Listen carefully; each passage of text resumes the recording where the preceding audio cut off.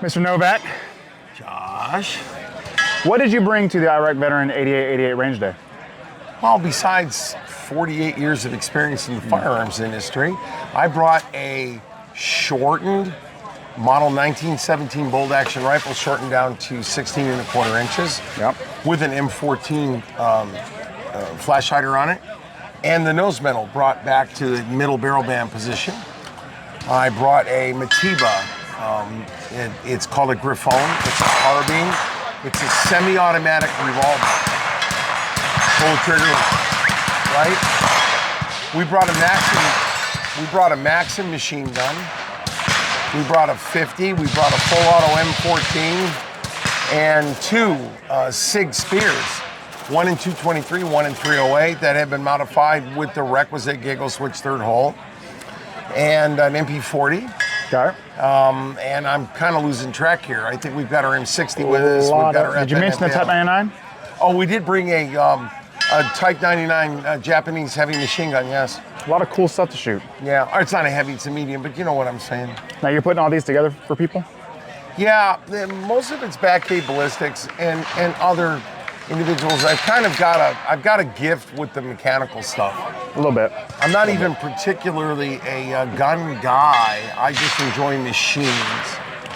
I've never killed a deer. I have facilitated the deaths of thousands of game animals because I exist. And I have a YouTube channel, Mark Novak. Yes. Anvil Gunsmithing, baby. Have a YouTube channel. Yeah. They're probably watching TBR Gun Works. Yes.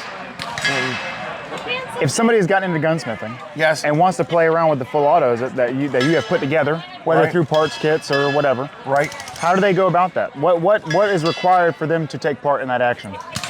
Well, the gentlemen I do most of this work for, they all have a special occupational taxpayer stamp. They're all SOTs, and most of what I'm working on is inside the dealer network now. Yep. It's not.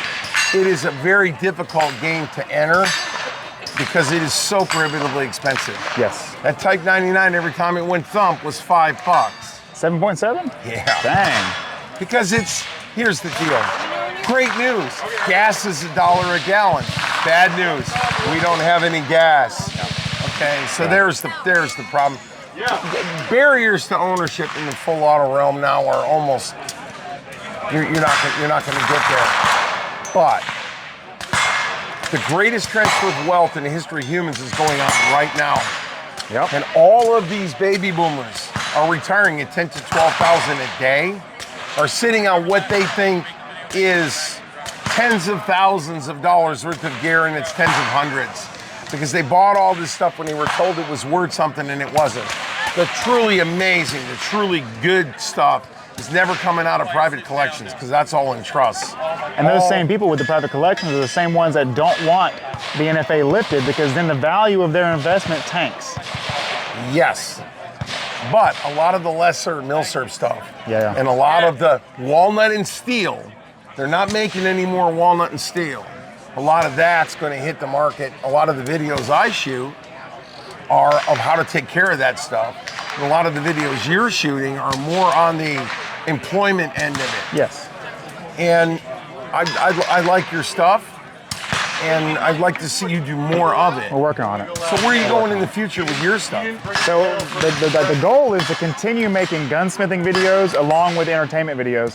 I don't want to fall into just gunsmithing, because I have a passion of actually enjoying the things that I work on, and I go to classes, I go to competitions, right? Right. So I do like to employ the things we work on a lot. You're also half my age. That's probably accurate. No, that means you got the knees for it. One of them's gone already. Yeah. One of them's quite gone. The replacement's waiting for me to turn a certain age. Army. Army. Yeah. Just remember, boys and girls, only two things fall out of the sky: bird crap and dumb shits. Anyway, go on.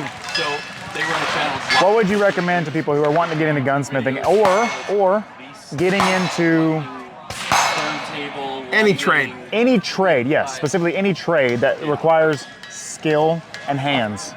All right, you're born with an empty bucket of wisdom and a full bucket of luck. And the trick is one tablespoon at a time to take the luck and dump it into the wisdom bucket before you run out of time, okay? Pick up a tool and start screwing up. Eventually, your screw-ups will start looking like work. Then will come a magic day when someone will solicit you and pay you to screw up. But you got to pick up that tool. In golf, the longest walk is from the first tee, the practice tee to the first tee. In gunsmithing, the longest line you'll ever cut on a gun is that first master line on a checkering problem, because you have ruined the gun until you cut the last line. Most stressful cut that exists. Yes. So the hard part, an entire generation of individuals has not been taught how to learn. Nope. So we got to learn how to learn. Okay. And they don't know how to. They don't know how to learn. Or how to employ critical thinking in general. How to employ critical, because it hasn't been taught. So, so one of the whole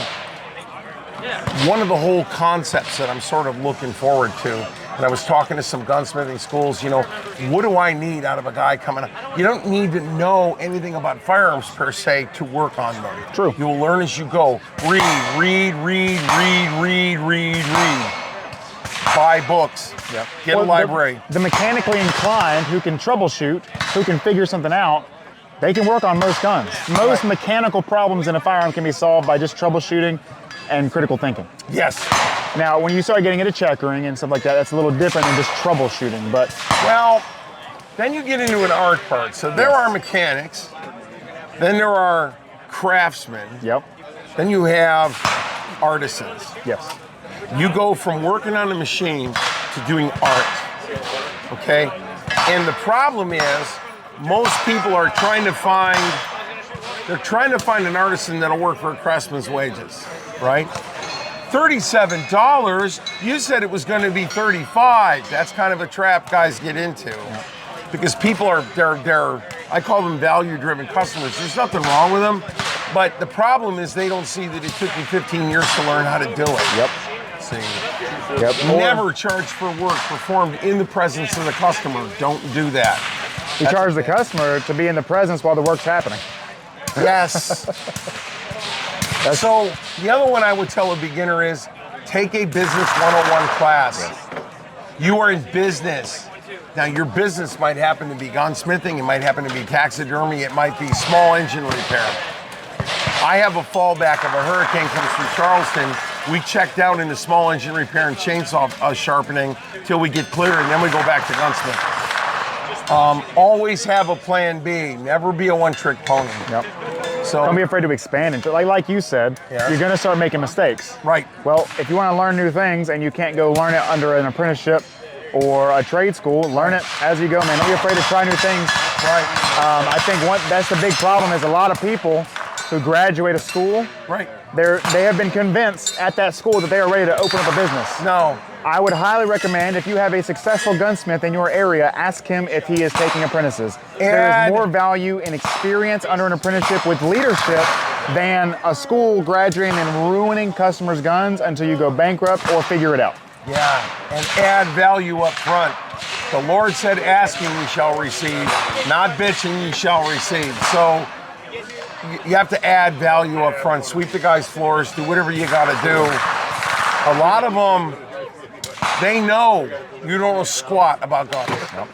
But you show up with polished hammers, parallel ground screwdrivers, sharp files, and sharp chisels, and you don't need many of them. They don't need to be really expensive. But if you can prove that you know how to use tools, they will mold you into what they want. I've had 17 apprentices. And you're one of the only ones I know taking apprentices. Well- Most gunsmiths I have talked to do not want an apprentice. I don't know what the reasoning is. Because it is a fabulous amount of psychological work. And every single thing they roll a thumbprint on, you are liable for. Absolutely. So the liability is immense. Yep. That's why, and it's a psychological drain. That's why a lot of guys don't like to teach. Makes sense. A lot of guys don't know how to teach. A lot of guys don't have anything to teach. I'm not a great teacher, that's for Well, sure. you gotta get the three things in the same room, all right? It helps that I happen to have the gift of gab. Yeah. No one has ever said that can't I tell don't that. know how to talk. So we're there. Well, Mark, thanks, man. We got more content coming from Mark on TBR Gunworks at some point, and we'll be on Anvil Gunsmithing. Actually, your channel is just Mark Novak now, right? Well, it's always been just Mark Novak. Okay, But if Mark you look Novak. up Mark Novak, Anvil Gunsmithing, it'll pop up. I got about 6 years with a video out there. Yep. And I can guarantee you, if you haven't watched his stuff, it is the most in-detail gunsmithing videos you can find. Right. On some of the most interesting firearms you can find. Right. We're trying to show what you need to go learn. Here's the problem with straight teaching. There has to be an evidence procedure that you actually succeeded in doing it. Yep. There's a reason why I don't charge to teach. But everything I know is available. But just because I tell you how I do something doesn't mean you can do it. Absolutely. Because by the time you fill up that experience bucket one spoonful at a time, I'm going to be dead. Not competing. So it absolutely makes zero sense for me to not try to pass along how I learned what I learned. That's everything. What I know is meaningless. Fair Right enough. on? Fair enough. Mark, Outstanding. we'll have more to come, guys. Hoorah. Stay tuned. Thank you.